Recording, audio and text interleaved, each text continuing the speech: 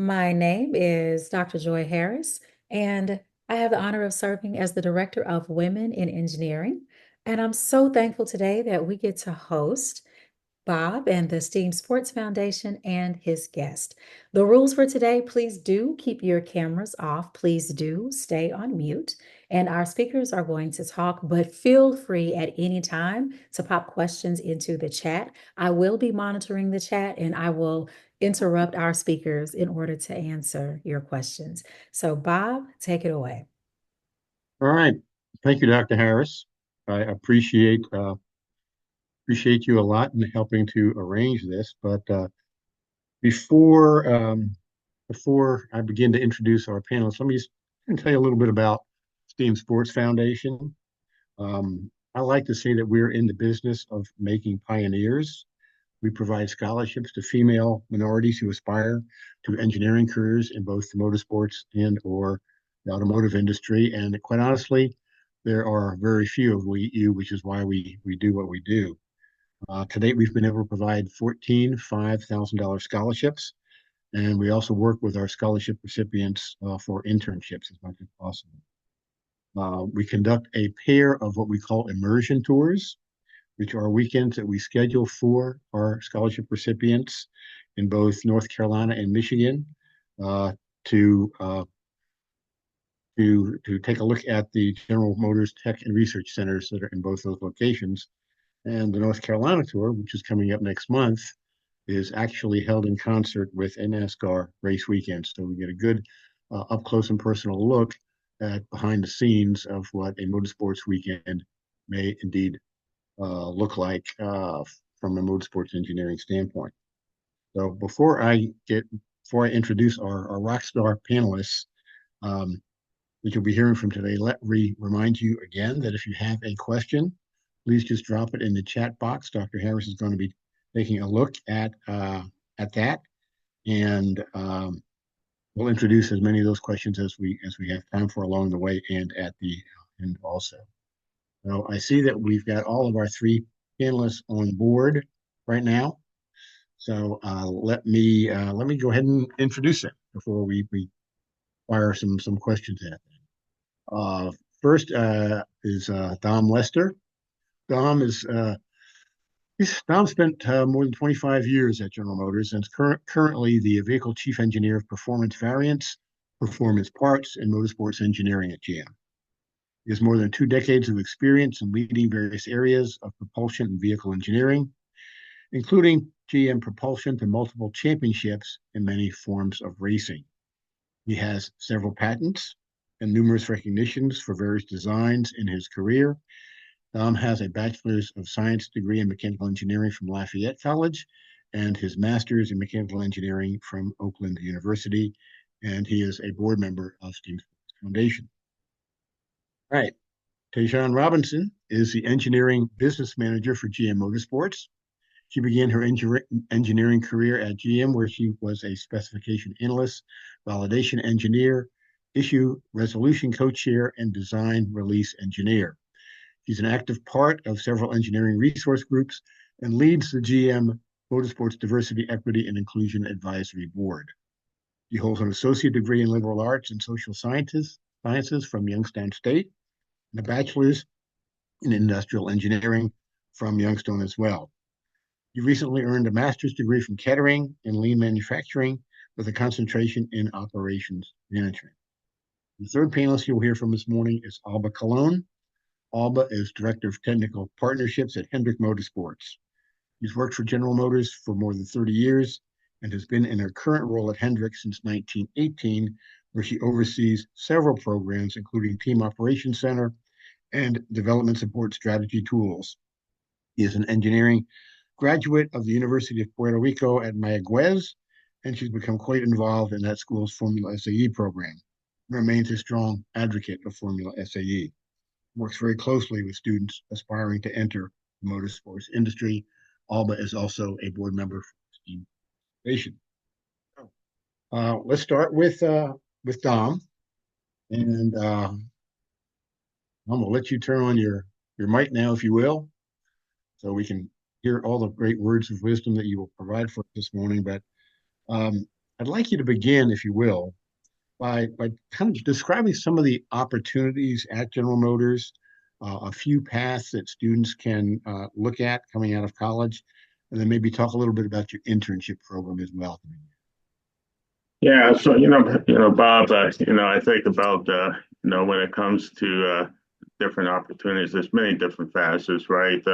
You have spaces like myself in product engineering, obviously, manufacturing footprints around the world. So even from a manufacturing perspective, but even currently, I'm sitting in the design studios here at Warren Tech Center and looking at some future vehicle designs and concepts. So we have folks that are, in the studio working on unit graphics or clay models.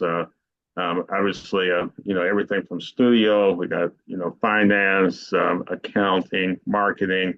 There's just so many opportunities. GM has got roughly 160 some thousand people around the world that works in anything, from accounting, finance, and all the way up through if you will, marketing and communications. There's just so many opportunities. It takes a lot, if you will, to bring a product to market, to bring it in different regions of the world to different customers. And so there's really opportunity for anyone. It doesn't necessarily have to have a engineering degree like myself, but you see based on the bios that you just gave, folks came from different parts of the country, but with also different degrees and different, as I like to use the term, intellectual horsepower they bring to make us able to bring products into market. So that fits into a little bit what opportunities.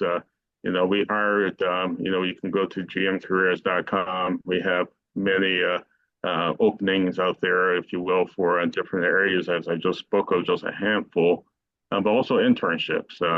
Folks that might be on their college path, if you will, want to do internships. We have internships, and again, all these different areas, and there's so much that takes to bring a product to market, and it's really a full enterprise company, if you will. So we're looking for all those bright folks that help us bring these great products into market. I mean, you certainly are a great ambassador. I think you covered not only the engineering side, but pretty much the entire company there. So we Yeah, appreciate that a lot. GM is constantly in the news with all sorts of products that it's developing. Talk a little bit about GM's trajectory, long term, future focus, and how that maybe should impact some of the students' thinking as they take a look at GM and the auto sports industry in general. yeah. One of the things, if you will, what GM is aspiring to, one of our, if you will, visions is, we zero congestion, zero fatalities or, that comes out of the zero congestion, but zero, zero, zero is one of the things we've been pushing, right?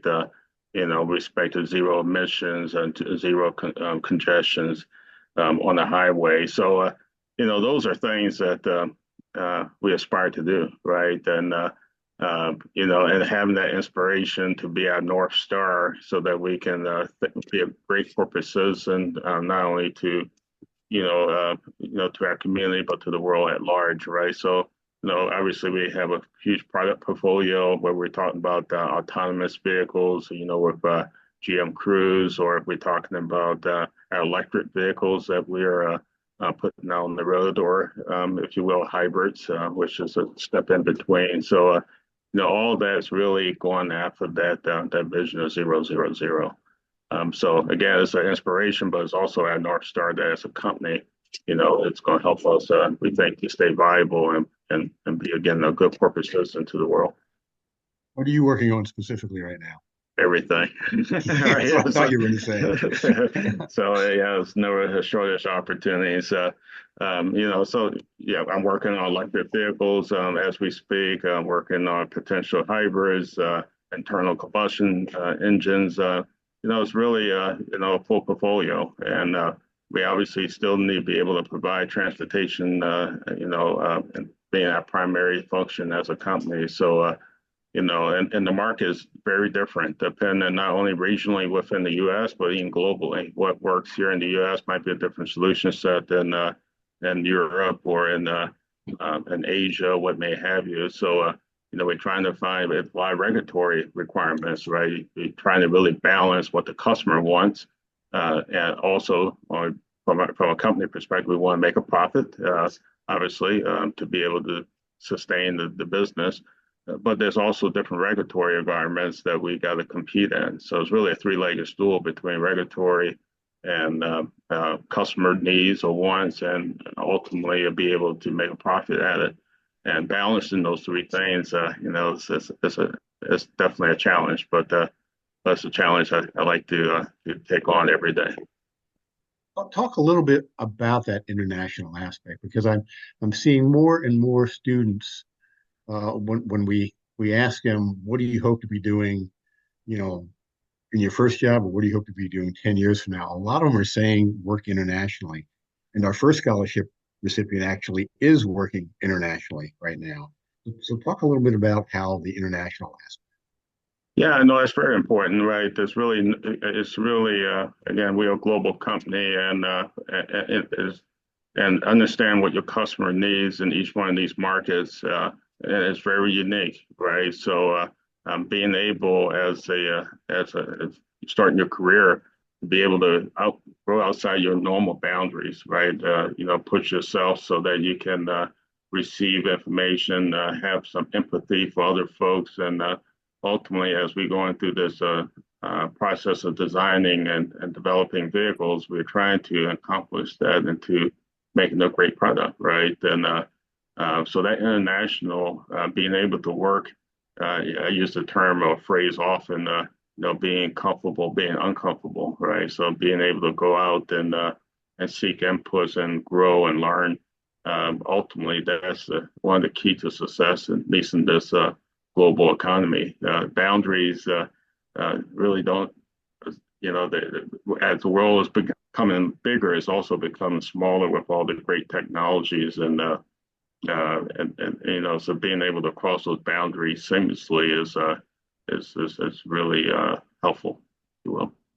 Okay. Um, Talk a little bit about the culture that Mary Barra has established and is establishing. I have great regard for what she's been able to do there at GM, and specifically maybe address some of the challenges and opportunities within GM as a female or as a minority. Yeah, so it's definitely Mayor Barra has done, she leads by example. Obviously, she's one of the really in the automotive industry, at least amongst the big three, trailblazer, right? Being the first chair and CEO, female chair and CEO, and she leads by example. I mean, she truly believes that diversity of thought is really something that is key to being sustainable as a company, and she sees equity in that. If you look at our board of directors, nearly 50% of our board of directors are female, and that's something that you don't see in too many Fortune 500 companies. So again, it's example, and actually pushing the company and pushing the industry. And obviously, she's been a huge success and a great leader. And that culture, from her is really, if you will, trickle down throughout the organization of, breaking some of those norms, or and some folks may use the phrase glass ceilings. I mean, she's continued to push, and that's it's great to be in that type of inclusive environment that see folks what they are. Again, we say diversity of thought is, I use this phrase often too. Diversity of thought is a fuel that will power us forward, right? As an industry, as a company. So, we think it's a competitive advantage for us at GM in the sense that we lean into that. And again, I think she's been the trailblazer to help set that path, if you will. Dr. Harris, you are keeping an eye on questions that may be coming in. We do Do we not have have any any? questions. No, we do not. Okay, well, if anybody has questions for Dom, put them in the chat, and we'll end up our session today with perhaps a few questions if we have time. So, uh, Dom, thanks very much for sharing, and let's move on to Kay Robinson. All right, Kay, there you are. Good to see Hello. you. Let you pop into the screen here. Um, let's talk a little bit about what goes on at the GM Tech and Research Center. So it's a little bit different in some places. It is. So at the Charlotte Technical Center, which is the home of General Motors Motorsports, we are working and focus very heavily on our performance vehicles and the series that we race in. So at this building, we have some very key capabilities. We have dynamic simulators, static simulators, full vehicle dynos, subsystem testing labs, vehicle bays. You can literally walk into a different room on the first floor of our building and get a different piece of the car or a different piece of the stage in racing. So our primary focus is not only to help our teams in creating the fastest race cars and performing well on the track, but to also drive technology transfer from motorsports to go back into the production area. So our General Motors headquarters is in Michigan. That's where Dom is. That's where a good bit of the GM team is located. But this subset that's here at the Charlotte Technical Center is focused on performance variants and supporting the series that we currently race in, as well as future endeavors. What are some of the series that GM's involved in right now? You name them? Some of the series that we race in are NASCAR. We are in the Truck, Xfinity, and Cup series, where we race our Silverado and our Camaros. We are also in the IndyCar series, where Chevrolet and Honda are the two original equipment manufacturers that are racing in that series. We race in sports car, which is IMSA and WEC. WEC is our international race series. And then sports car is where we are racing our Corvette and our Cadillac LMDH car. And then to Dom's team, we are racing in the off-road best of desert segment where we race our performance production intent vehicles. And then for our future endeavors, we're working on Formula One. So that one, more to come there. More to come. That could be an exciting one, certainly. Um, Very. you're a little bit unique in a lot of aspects. You started your career on the production side, on the consumer side, and now you're over on the motorsports side.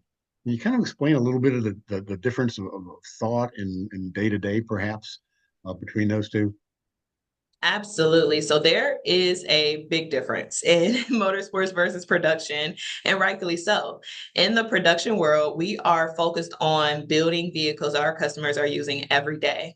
In the motorsports world, we are focused on building up these race cars that our teams are utilizing for race weekends. So in production, we have a lot more leeway and we have a lot more time, I'll say, to reach our goals. We can sit, we can plan, we go through the design phase. We have what's called a GVDP, which is a timeline for our vehicle development. We can start working on a project now that won't launch until 4 years later. However, in motorsports, we race every weekend.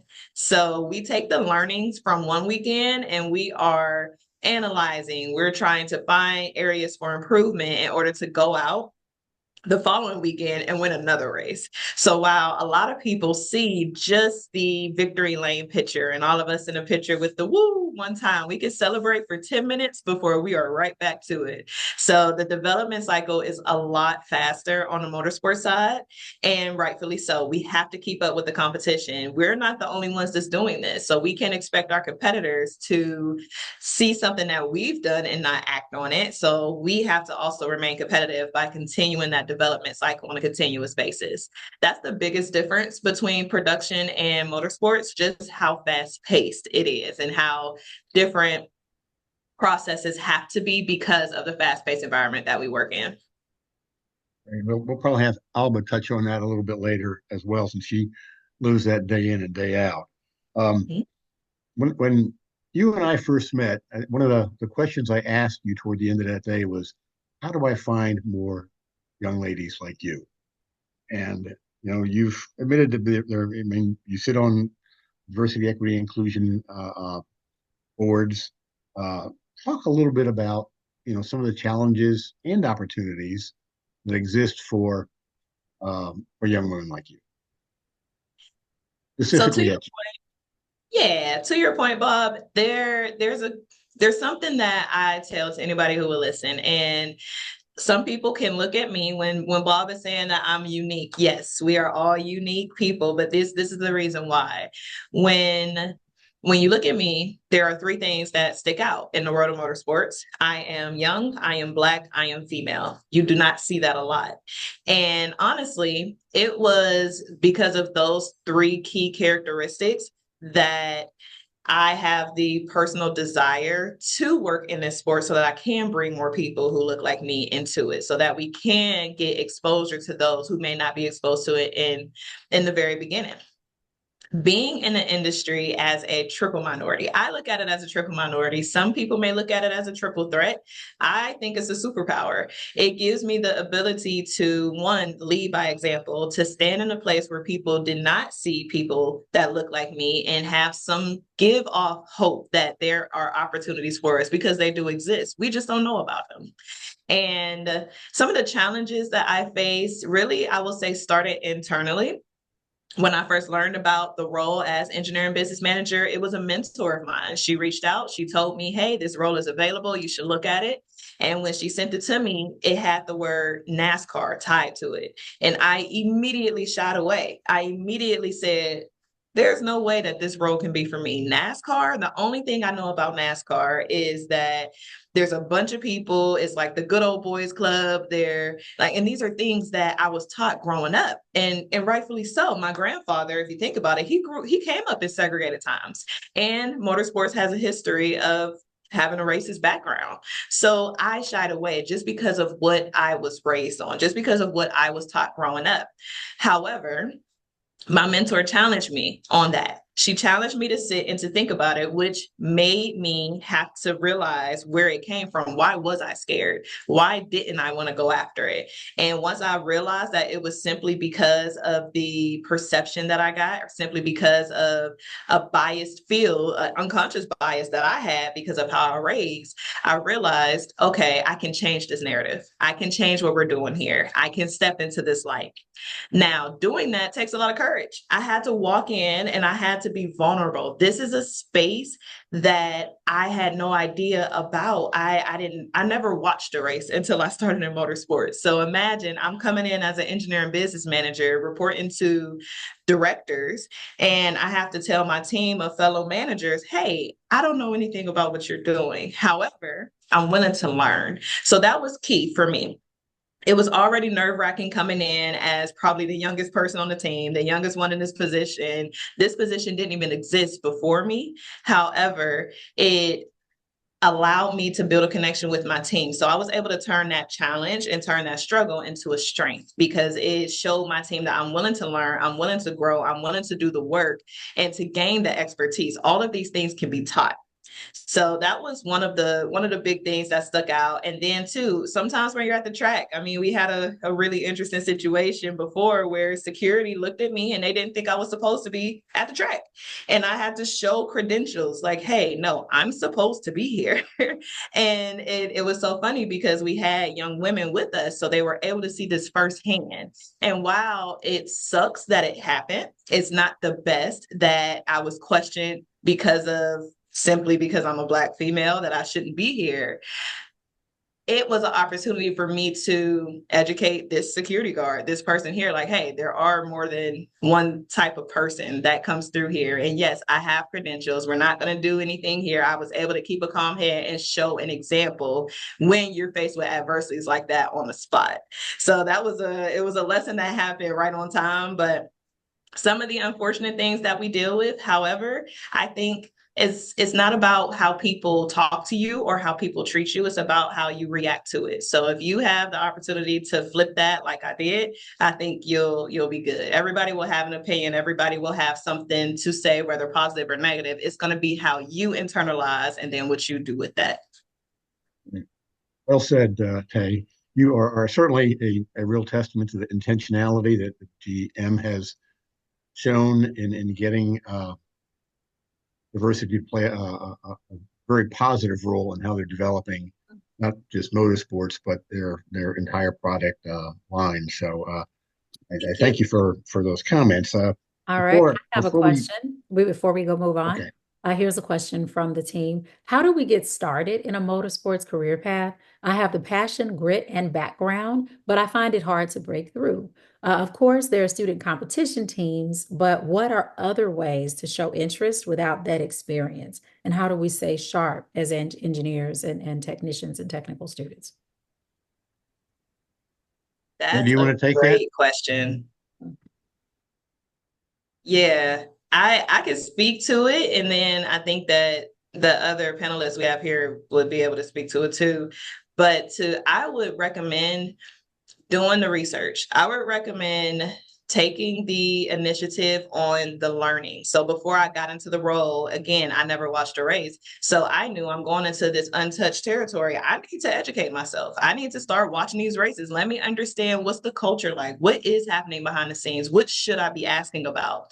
And yes, student groups are great to have. However, they are not the end all be all. I think that it's important for you to take advantage of opportunities that STEAM sports have available. When they have these immersion tours, when they have the opportunity for students to come in and to explore. We give tours here at the Charlotte Technical Center all the time. Alba does them at Hendrick all the time. People come visit Dom and Pontiac all the time. So utilize those opportunities, build those connections, and hold true to it. I will say, when you are searching for a mentor or searching for someone to learn from, it's on you to continue that relationship, whether that's in the world of motorsports or anywhere else. Make sure that you are doing what you need to do to put yourself first, get aligned with some mentors, learn about the opportunities in a group, and I think that everything else will fall naturally in your hands. Do you have internships available at the Tech Center? We will have internships available for summer of 2025. They are not posted yet, but should be posted by the end of this month. So as soon as we get those posted, Bob, I'll be sure to share with you so you can blast out to Okay. those who are in the STEAM Sports Foundation distribution.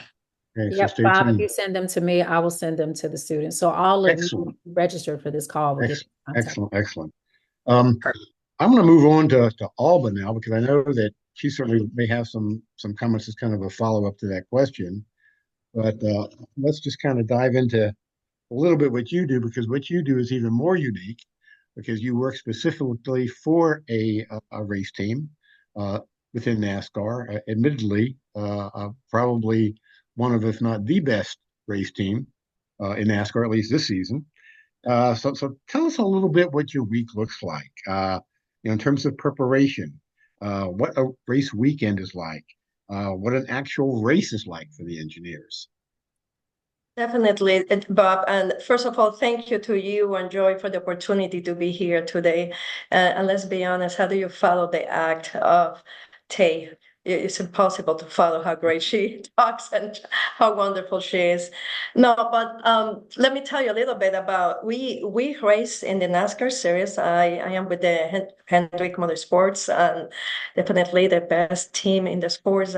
We have won so far 14 championships, more than any other team, and 310 races too. So to be that competitive, it takes a lot of hard work and a lot of amazing, amazing talent. And if you ever want to come and talk to us about careers, we can talk about that and let you know a little bit later how do we do that. But in a regular year, we have 38 weekends that we race. So think about it.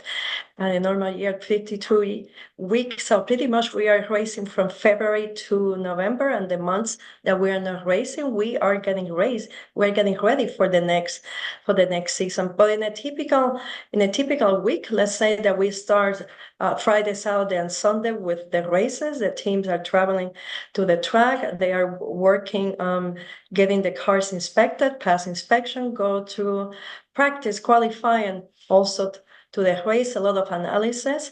After that, they come back. The teams fly late on Sunday night, but the vehicles, all the cars with the transportation and so on, they arrive sometime on Monday and sometimes on Tuesday. By that time, you put the whole cars apart, figure out what worked, what didn't work, what do we need to do better. By that time, the vehicle for the next weekend is already ready. We are going to complete setups, making sure the engines, every little part working to setups for Monday, Tuesday, and Wednesday, and we repeat the same cycle for 38 times a year. Aside of that, imagine all the R&D team that is behind all these cars and getting all those cars pretty much ready. Right now, we only have 9 more races to go for this season, and pretty much we are already working 4 to 5 races ahead on what the cars are supposed to be. So pretty much we will have all those cars built for the rest of the year, but you don't only end over there. You everything that you learn, you apply, but we're already working on what do we need for the next year, especially with the team that Tay and her teammates are working on. That's an amazing description of how frantic the pace can be. But even during race weekend, you're kind of working on the fly too, because things aren't going right on race weekend. Things have to be fixed, and then you've got a great data center and command center looking at all this stuff every time you guys are on the track, whether it's practice or qualifying or during the race. Talk a little bit about that frenetic pace a little bit. Absolutely. So remember COVID, right? Seems to be for a long time ago, but COVID and some other NASCAR rules that we used to send pretty much everybody at the track. Everybody could go, and we have many engineers there and so on. But NASCAR came with some rules, and of course, due to the COVID situation too, and also for let's say for money reasons, trying to make the cost to be more affordable. NASCAR came with the rules that only a specific number of people could go to the track from the team perspective, from the technical perspective. So think about it. You need a crew chief, you need a car chief, you need an engine tuner, you need mechanics. So in reality, how many engineers do you need there in person? So a typical team only brings one engineer to the track, and the rest of the engineers stay behind. So teams like us, we have put together what we call a team operations center or command center or war room, like you see the ones at NASA, like earlier this morning at NASA, right? When they were talking about the SpaceX Dragonfly. And what we do there is to analyze and to provide technical resources to the team, but mostly on the analytical side. And other things that we do, we can communicate directly with our driver, crew chief, spotters, and other engineers at the track too. So in our environment, we are pretty much analyzing, visualizing everything that is going on, and providing tidbits of information to our team about not only what is going on with our cars, but also what is going on with the competitors.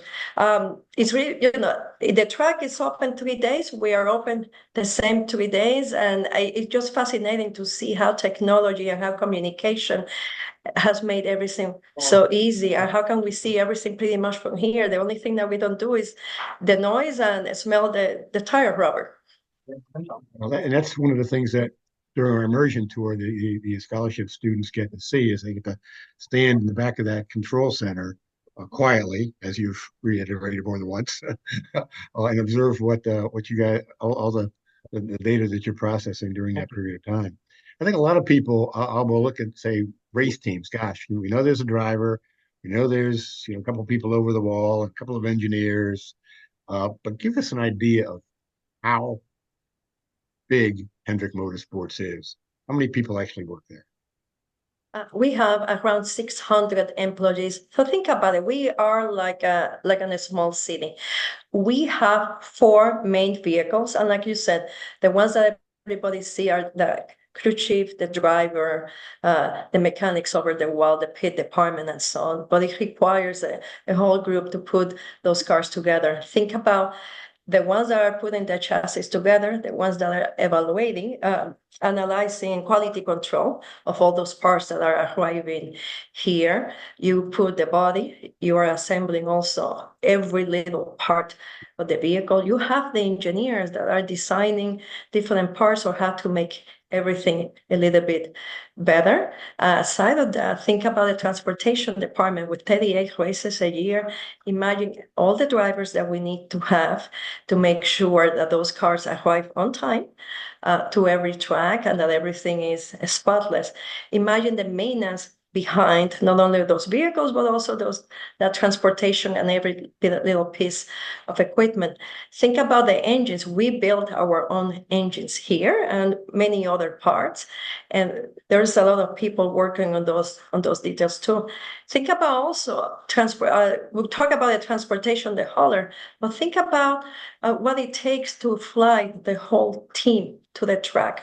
Also, we have a flight aviation department that works on that. We have the pit department. We have also doctors here that support us, human resources, accounting, you name it. And to keep a place like this running, it requires each single person to make this happen every time. All right, you also, correct me if I'm wrong, but you also, because of the nature of the series, have different type of cars for different tracks. You have a car that's built specifically for road courses. A couple of cars that are built for super speedways, a couple of cars that are built for some of the short tracks. Talk a little bit about that, if you will. Absolutely. So, Bob, the sport has been changing in the past. Let me tell you, teams used to have like around 20 cars, let's say chassis. That's how we identify the car number, but 20 chassis per car number. And we were building that specifically, like you said, for short tracks, for intermediate tracks, speedway road courses, and so on. The sport has been changing, and now we have less chassis that we can use per car number. And one interesting thing is that now the chassis are the same, whereas the difference is about how you set up the different areas of the car. Let's say like suspension, let's say the aero. NASCAR gives us specifications about you are supposed to meet this specification, but you can go up, down, east, west, right? On the tolerances of the vehicle. And that's pretty much how you work those details to make sure that you do it for a road course or a speedway and so on. We just came from Atlanta that is in a speedway track right now, so it's a lot of aero and so on. And now we are going to Watkins Glen this weekend at road course. So we are talking a lot about, make sure that you have a good steering system going on. Make sure also, shifting on the vehicle. Also, you're talking about the brake system and so on, the rotors. All of this is important every weekend, but specifically in some weekends, you're putting more priority than other items. Also, for these ones, we can race in the rain if it was necessary. So you will see our cars this weekend are ready with a windshield wiper and so on. So that's pretty much where those bigger differences are. But I imagine when I started in the sport and when pretty much, like I said, 20 chassis per car number, imagine all the cars that were in places like this one. So, you need to be very efficient about what you're working to make sure that you have the perfect car going to the track every weekend. I started off this session by talking about our desire to make pioneers. You are a true pioneer in this sport. You've been around now for 30 years, and even though you look like you're right out of college. But talk a little bit about some of the challenges you faced along the way, Alba. No, like Tay was saying, at first was not easy. Tay mentioned three particular items, but I will tell you, for me, the items were pretty much there were no females in the sport, no Hispanics, and also no engineers. There were very, very few engineers. So it took some time to hard work to prove that it doesn't matter that I had those three items going for me. I was just one more of the guys working in the sport and working at the garage and also at the shop. What it took was a lot of hard work and perhaps the way that I grew up, just to put your head down and keep working and keep showing what you are about. But I remember those first days, and there were times that you were not, a couple of times I was not allowed to enter to a track because they were thinking I was just a race fan that was looking I would say, to meet the driver, to meet the team, for an autograph and so on. And I needed to prove, no, I am coming here to work. I am the engineer of the team. I am coming to do the acquisition. But it's hard. It's hard when somebody evaluates you just for your appearance and they don't know what exactly is about. And that's something that we are working very hard. Every amazing woman that is in this sport and the amazing allies that we have behind us, in this case, also like Dom and like you, Bob, we have to continue working and to take those walls, and that because you look in some way, people think that this is what you do. We need to go deeper and to realize what people is about.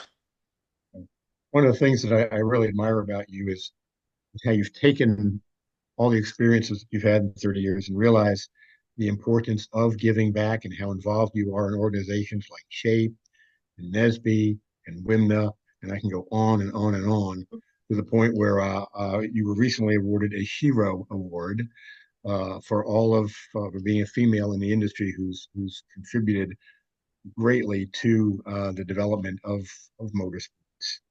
Um, so we appreciate that.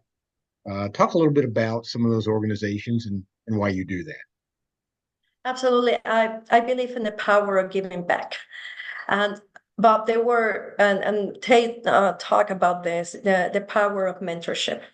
There were those mentors. Some of them were on purpose. Some of them were not in purpose. They came to be, I call it mentors or allies, that came to be in my life that helped me to get to where I am today. Today, we get an opportunity, like you said, to have groups like this, like SHIP, NESB, the STEAM Sports Foundation, but also WIMNA.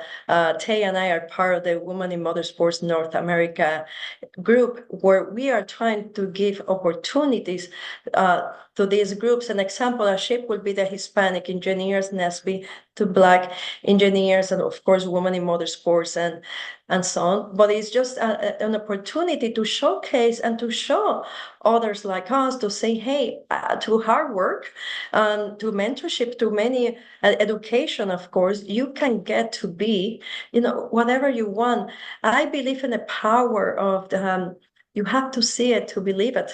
Right? In some time. So when you see an example out there, you can say, wow, I want to be like that person. I want to get to where that person is. And that's what I give a lot of my time to those groups. Also, like Don mentioned earlier, the diversity of thought. You need to go to different groups to find, of course, the right talent, but to find that amazing diversity of thought. Imagine that everybody was the same, everybody that you're working with. It would be pretty much a little bit boring, but also the companies will not grow. For a company to really grow, a team, doesn't matter how big or small is your company, you need to have different backgrounds and people with different ideas. And those groups help those opportunities plus help this specific group of people to find better ways on how to reach other companies and people. So I love them. I give my time. I believe that I have a day of 48 hours. I don't know how that happens, but I think that everybody that is involved in this sport pretty much will tell you the same. But one of my biggest satisfactions is when you are interacting with these groups and you see how amazing is the future of our country and how wonderful all these people are. Well, before we open it up for more questions, talk a little bit about the internship opportunities that might be available at Henry.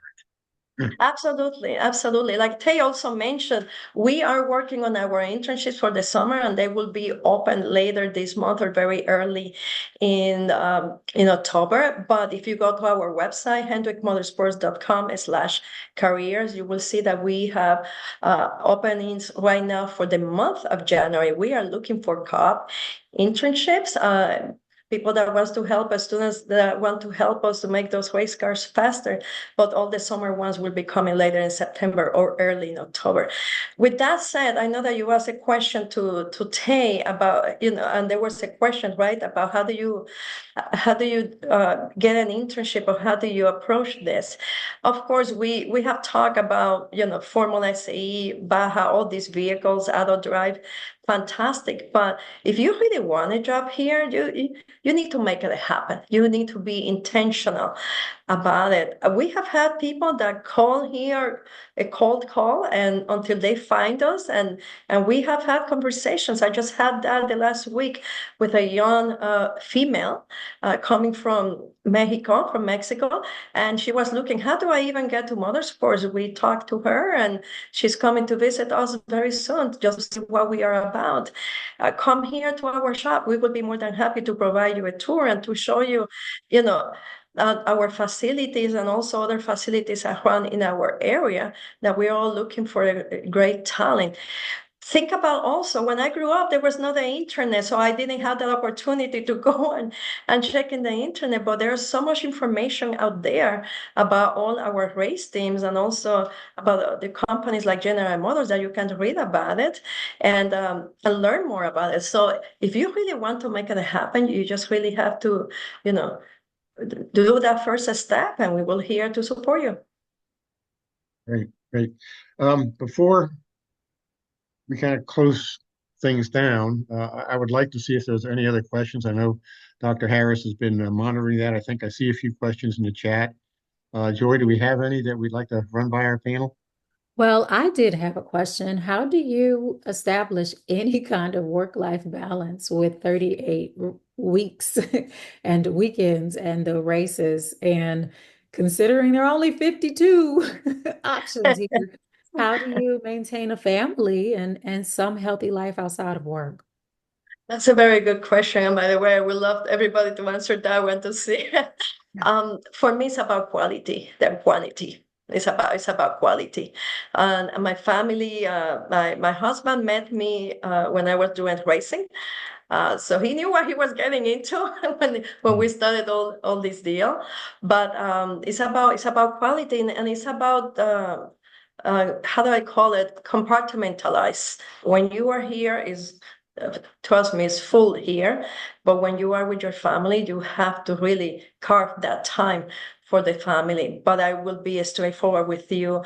There's no this balance with me about 50-50. It's about the quality of time when we are together. But I will tell you, racing is very fascinating. Everybody love, oh, I want to be in the racing, but it's a career that will put you many weekends away, many hours, but you have to work really hard on that balance and find what is that correct balance for you and your family.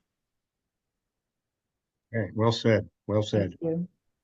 Um, Anybody else have any other questions? Just pop them in the chat if you do. Right now, I don't have any others.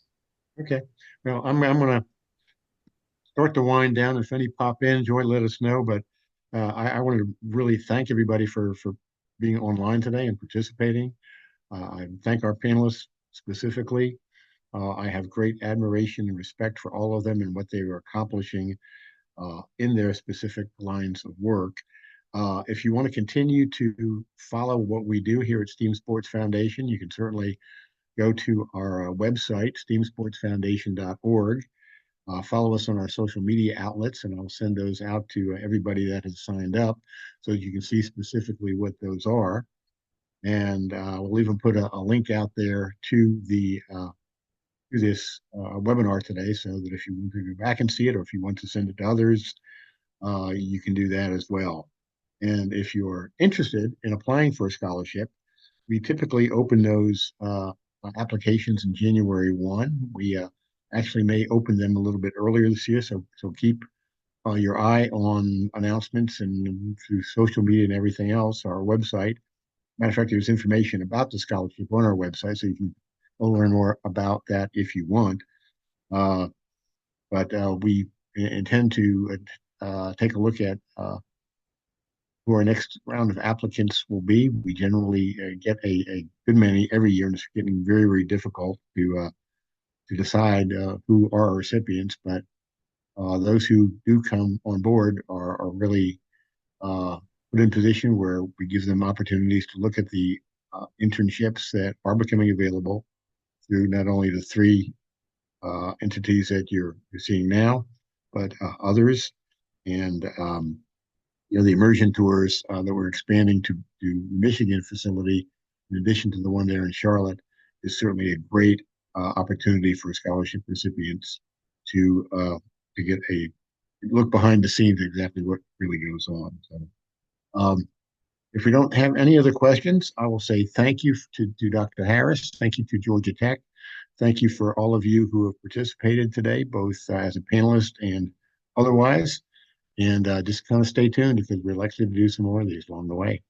Dr. Harris, do you have anything else you'd like to conclude with? No, just thank you all for coming. And this recording will be available, Bob. I'll send it to you and you can post it to the group. Thank you all. Oh, lastly, are we able to get the contact information for the panelists? One student did ask, is it okay to have the contact info for the panelist? I will All send mine. that out to everybody that has signed up as well. All right, great. Great. Thanks, everybody. Thank you. Have a good rest of the week.